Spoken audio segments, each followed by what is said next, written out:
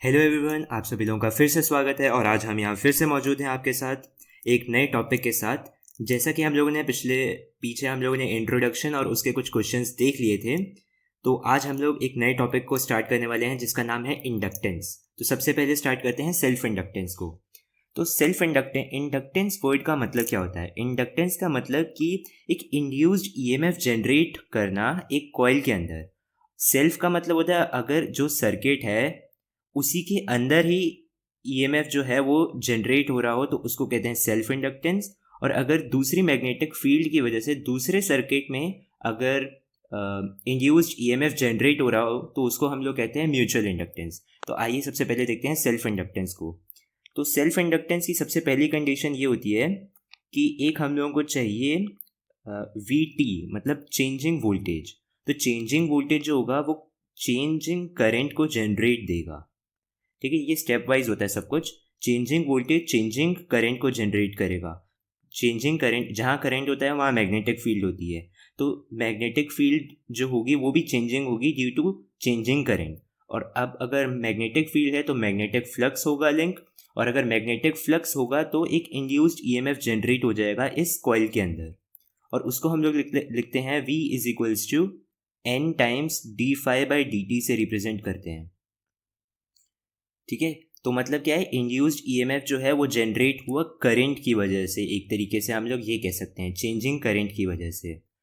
तो एक बार इसकी डेफिनेशन लिख लेते हैं कि सेल्फ इंडक्टेंस होता क्या है।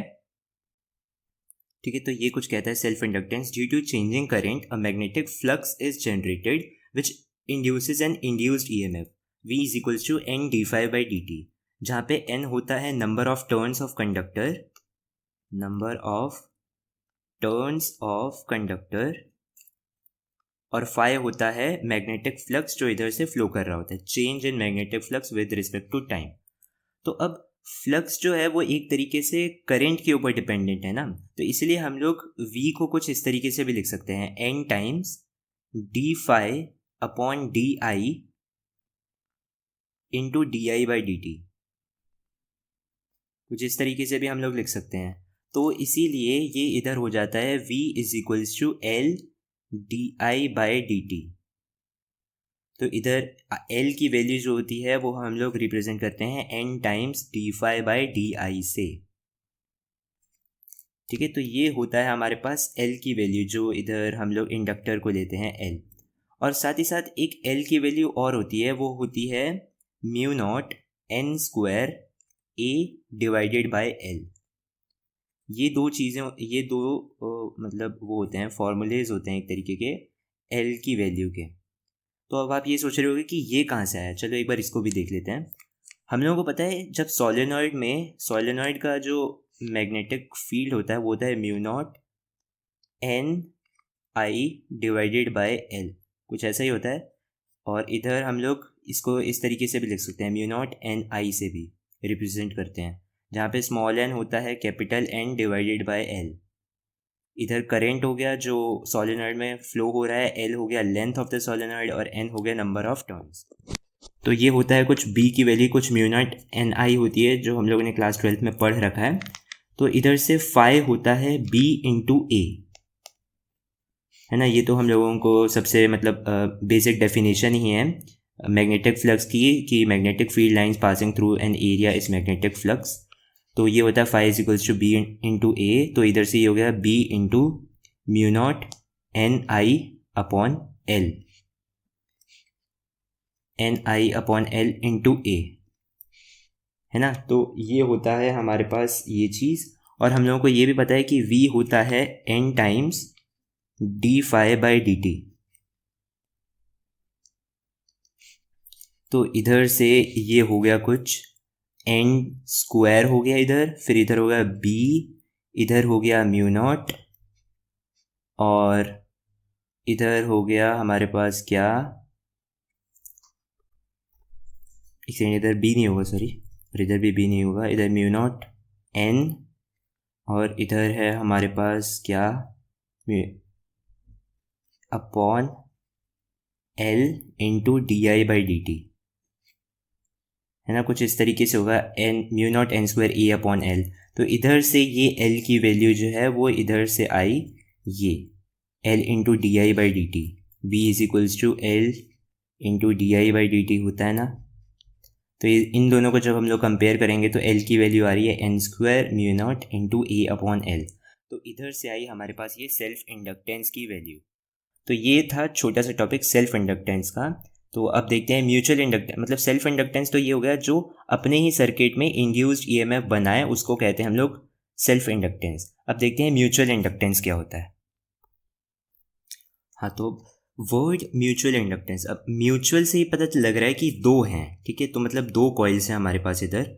एक कॉइल जो है वो हम लोगों ने ले लिया कि वोल्टेज V1 से कनेक्टेड है और इधर करंट जो फ्लो कर रहा है वो होता है I1t, ठीक है। तो मतलब म्यूचुअल इंडक्टेंस का मतलब क्या होता है, मतलब इसका होता है कि चेंजिंग करंट इधर प्रोड्यूस होगा तो मैग्नेटिक फील्ड लाइंस इधर प्रोड्यूस होंगी, है ना। तो मैग्नेटिक फील्ड लाइंस कुछ जो होती हैं वो इधर भी फ्लो होने लग जाएंगी, इस वाले कॉइल में भी।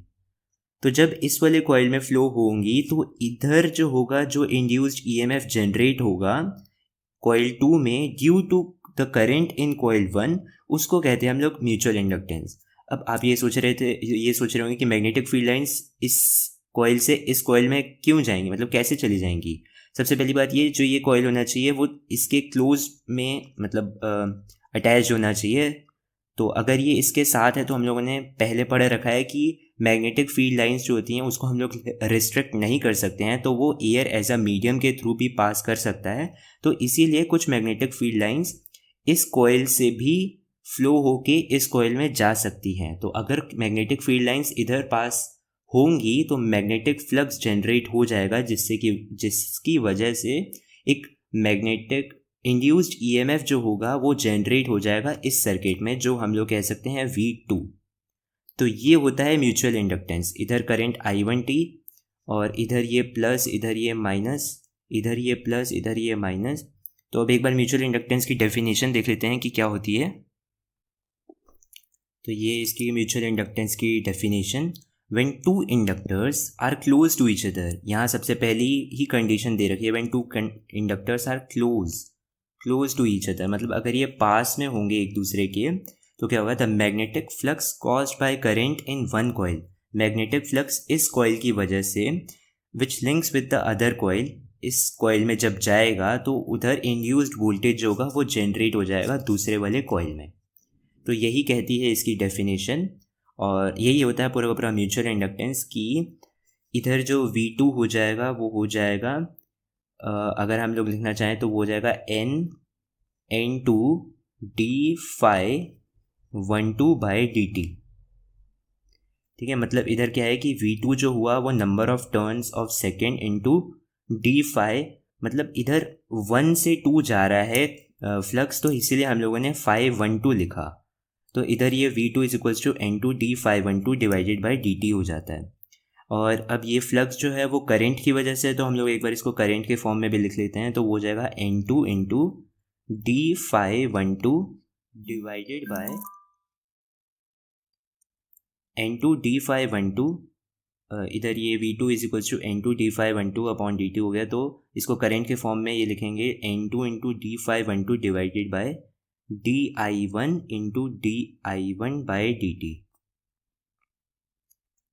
ठीक है। तो कुछ इस तरीके से भी हम लोग इसको लिख सकते हैं V2 को,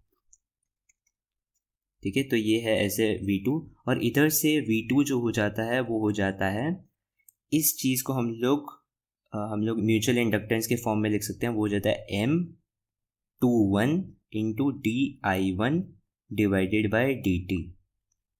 M21 इधर है क्या, N2 into d∅12 divided by di1। तो इधर M21 लिखा क्योंकि mutual inductance of 2 due to 1, ठीक है। इधर M21 का मतलब अलग है और इधर ∅12 का मतलब अलग है। ∅12 का मतलब फ्लक्स जो है वो 1 से 2 में आ रहा है, इसीलिए हम लोगों ने इधर ∅12 लिखा। और इधर 2 1 इसीलिए लिखा क्योंकि mutual inductance in 2 due to 1, इसीलिए हम लोगों ने M21 लिखा। अब एक बार V1 जो होता है, V1 में अगर हम लोग लिखना चाहें, अगर मतलब उल्टा हो जाता केस, यहाँ वोल्टेज होती इधर और इधर नहीं होती, तो V1 जो होता है वो हो जाता है M12 इंटू di2/dt,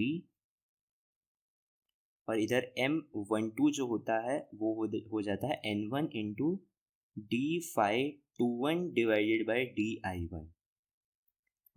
ठीक है, तो अगर ऑपोजिट होता, अगर मतलब वोल्टेज इधर नहीं दी होती, इधर दी होती, और इधर ये शॉर्ट सर्किट होता, तो उधर हम लोग लिखते V1 is equals to M12 मतलब mutual inductance in 1 due to 2, और इधर phi21 का मतलब है फ्लक्स जो है वो 2 से 1 में जा रहा है, सेकेंड कॉइल से फर्स्ट कॉइल में जा रहा है, तो इसीलिए हम लोगों ने phi21 लिखा। ठीक है, तो ये है पूरा का पूरा म्यूचुअल इंडक्टेंस। और इधर जो होता है M21 और M12, इन दोनों की वैल्यू सेम होती है, जो होती है M के इक्वल। ठीक है, इनकी म्यूचुअल इंडक्टेंस की वैल्यू सेम ही होती है, क्योंकि फ्लक्स जो हो रहा है वो तो सेम ही जनरेट हो रहा है, मतलब दूसरे कॉइल में जा रहा है, तो इसीलिए हम लोग सेम लेते हैं म्यूचुअल इंडक्टेंस की वैल्यू। तो एक बार इसकी कंडीशंस लिख लेते हैं। इसकी कुछ कंडीशंस होती हैं कि क्या क्या कंडीशंस होती है, जैसे सेल्फ इंडक्टेंस में कि इधर वेरिंग वोल्टेज होनी चाहिए, तो एक बार अब म्यूचुअल इंडक्टेंस की भी एक दो कंडीशंस लिख लेते हैं। ठीक है, तो ये दो कंडीशंस होती हैं। ये क्या कंडीशंस होती हैं? वोल्टेज को can only be induced if there is changing current flowing through first circuit. अच्छा, तो वो मतलब क्या होता है कि वोल्टेज इधर, इंड्यूस्ड वोल्टेज इधर तभी हो सकती है जब इधर चेंजिंग करंट हो। तो ये हम लोगों ने पहले बता दिया पूरे पूरे म्यूचुअल इंडक्टेंस में। दूसरी कंडीशन ये होता है इफ फ्लक्स इंक्रीजेज। अच्छा, अगर फ्लक्स इंक्रीज हो रहा है इस सर्किट में, the polarity will be in one direction. अच्छा, जैसे कि फ्लक्स इंक्रीज हो रहा है और हम लोगों ने पोलैरिटी जो मान ली वो इधर प्लस मान ली और इधर माइनस मान ली। फिर उसके बाद हम लोगों ने देखा अगर फ्लक्स डिक्रीज हो रहा है, अच्छा फिर उसके बाद एक टाइम के बाद फ्लक्स डिक्रीज होने लग गया, तो पोलैरिटी जो पहले थी उसकी ऑपोजिट हो जाएगी। मतलब अगर अब फ्लक्स डिक्रीज हो रहा है तो पहले हम लोगों ने प्लस इधर ले रखा था और माइनस इधर ले रखा था, तो जब अब फ्लक्स डिक्रीज होने लग जाएगा तो पोलैरिटी ऑपोजिट हो जाएगी, मतलब इधर प्लस हो जाएगा और इधर माइनस हो जाएगा। तो ये होती है इसकी बेसिक कंडीशन। ये नॉर्मल कंडीशन है। ये आगे हम लोग पोलैरिटी जो है वो जब हम लोग अभी डॉट कन्वेंशन पढ़ेंगे तो उसके अंदर देखेंगे कि क्या पोलैरिटी होती है और वो कैसे मतलब हम लोग कैसे पोलैरिटीज़ का डिफरेंट डिफरेंट वेज में क्वेश्चंस को सॉल्व करते हैं पोलैरिटीज़ के थ्रू। ठीक है, तो ये म्यूचुअल इंडक्टेंस था और सेल्फ इंडक्टेंस था। तो आज के लिए बस इतना ही रखते हैं, क्योंकि अगला जो डॉट कन्वेंशन का है तो वो कंसेप्ट है वो थोड़ा बड़ा है, तो इसीलिए उसको एक पूरे के पूरे लेक्चर में कंप्लीट करेंगे। तो होप कि आपको ये समझ में आया होगा, और बस एक बार ये जो फॉर्मूलेज हैं उसको याद रख लीजिएगा। तो thank you very much, next video में मिलते हैं।